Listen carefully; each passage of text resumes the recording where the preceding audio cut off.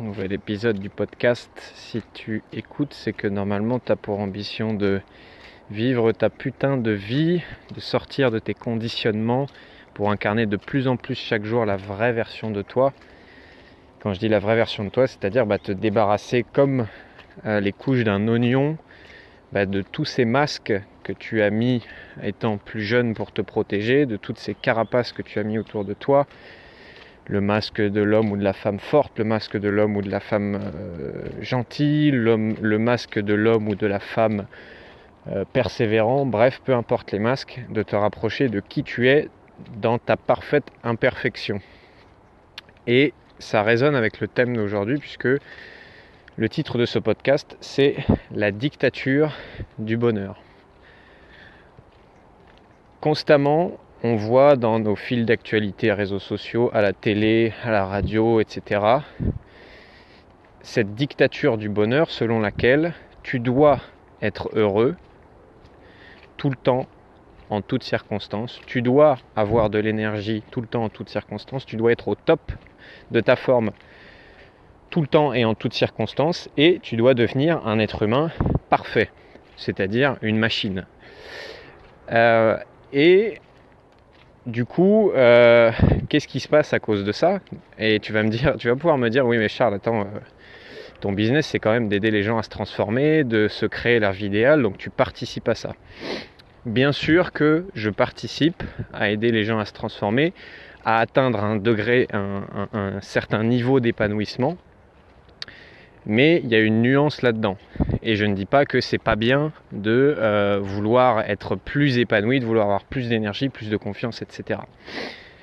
Ce que je dis, c'est que quand tu te crées le fantasme qu'on voit de l'extérieur de l'être humain 100% heureux, 100% énergique, 100% au top tout le temps, tu commences à te comparer à ce fantasme. Et quand tu te compares à un fantasme, tu perds. Quand tu compares ta vie à un fantasme, tu perds aussi. Quand tu compares ton couple à un fantasme de couple, tu perds aussi. Tu ne peux pas gagner contre un fantasme, puisque par définition, un fantasme, c'est quelque chose qui est que positif, que bien, que du plus, quoi.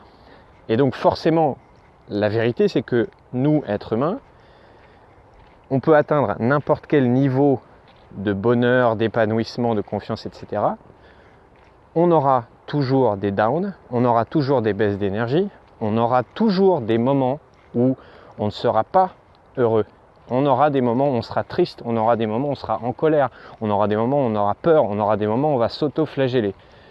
Sauf que si dans ces moments-là, tu commences à te comparer au fantasme d'un être humain 100% heureux et à cette dictature du bonheur, tu vas commencer à t'auto-flageller, à te culpabiliser de ressentir ça et te dire « Ah non, c'est pas bien que je sois malheureux ou que je me sente triste puisque j'essaye d'être heureux et que je dois être 100% heureux, bordel. Je dois être 100% heureux et là je suis malheureux. » Donc en fait tu t'énerves d'être triste. Et donc tu rajoutes du malheur au malheur finalement. Pourquoi ? Parce que tu compares ta vie ou tu te compares toi, et je me mets dedans bien sûr, au fantasme d'une vie 100% heureuse ou d'un être humain 100% parfait. Et la comparaison, c'est la mère de la souffrance. Donc forcément, quand tu commences à comparer, tu morfles. Quand tu commences à comprendre que même les gens les plus heureux autour de toi, même les gens que tu considères dans ton entourage ou à la télé ou peu importe qui, où tu te dis cette personne-là, vraiment c'est une des personnes les plus épanouies, énergiques que je connaisse, eh bien va voir cette personne et tu verras que oui, elle a des moments, des journées, des périodes de moins bien. Oui, elle a des moments de manque d'énergie. Oui, elle a des moments de manque de confiance en elle. Oui, pourquoi ? Parce qu'on a les deux en nous et que c'est obligatoire et que c'est une illusion de croire qu'un jour, on va atteindre le bonheur comme si on allait arriver tout en haut de la montagne. Et une fois arrivé tout en haut de la montagne, c'est bon. Fini la souffrance, fini la tristesse, fini les baisses d'énergie.